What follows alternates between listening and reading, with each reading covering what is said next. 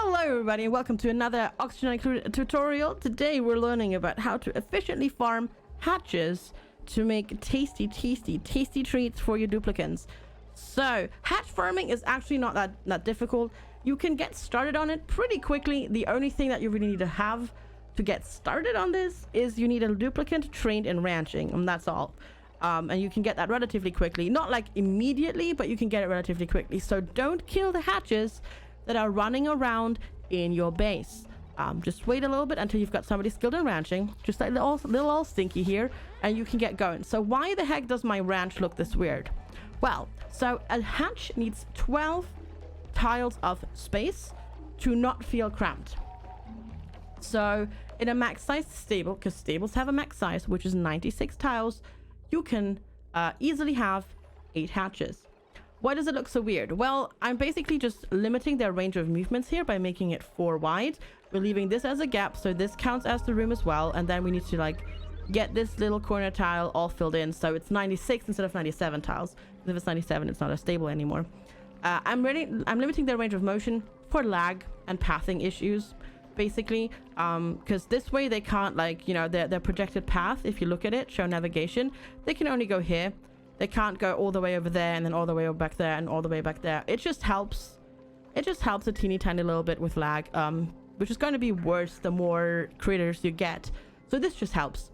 So how does this work? Well, actually really easy. You do need a little bit of automation researched, but as soon as you've got somebody on ranching, you can get started on the basics. So you can get your critter feeder, you can get your critter drop off and your grooming station.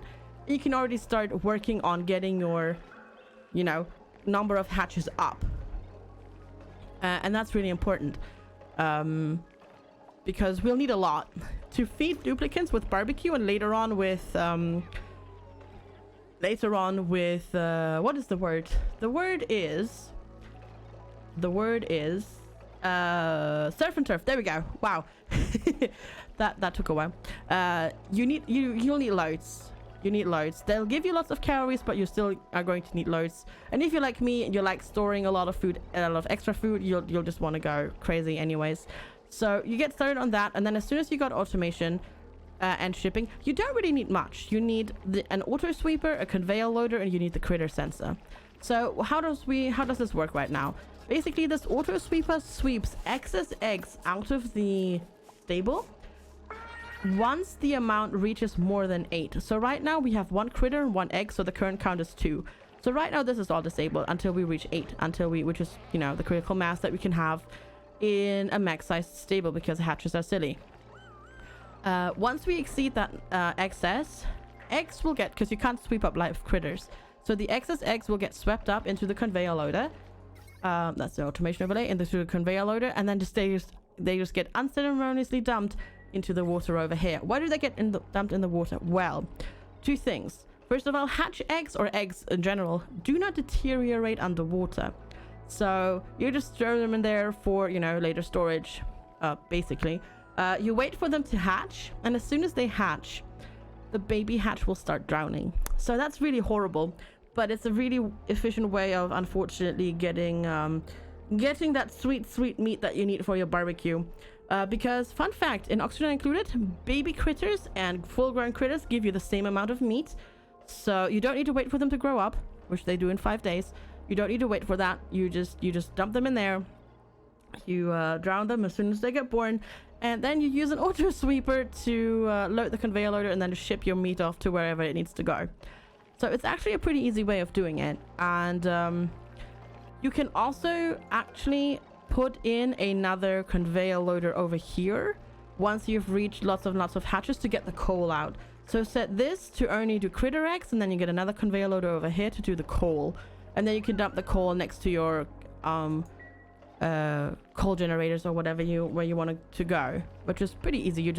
Because you set whatever you need on just the conveyor loaders, so you just build that and you tell it, I want you to do where's my consumable ore?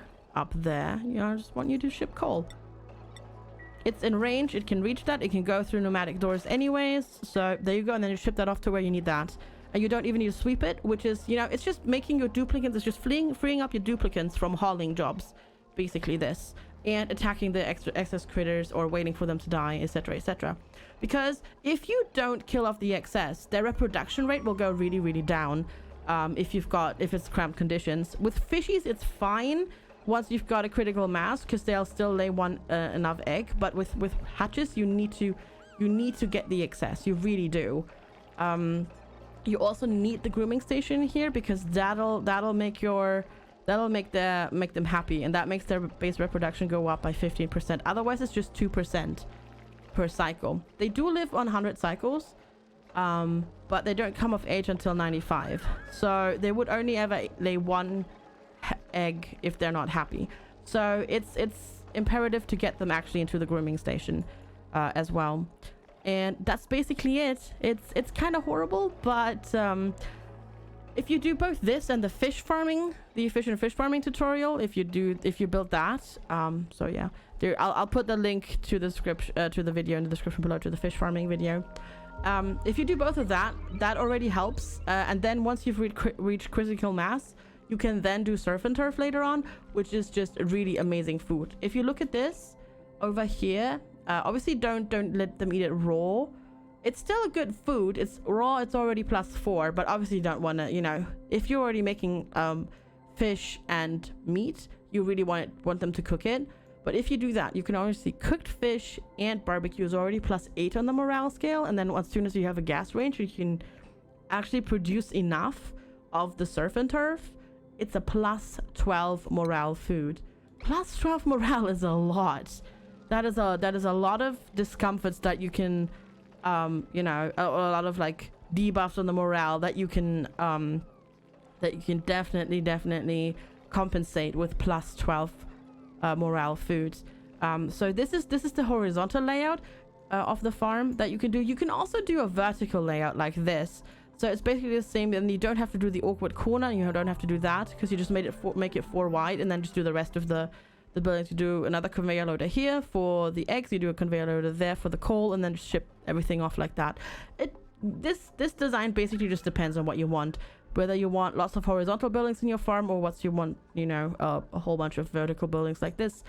And then you can get to efficiently fish farming. I'll just quickly show you the automation overlay. There's not much. It's just literally these two connected.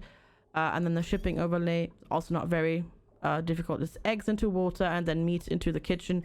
And that's kind of it. It's really easy, but it's a really easy way to get pretty good quality food pretty early on. And it's a lot easier than setting up farming, really, for most foods.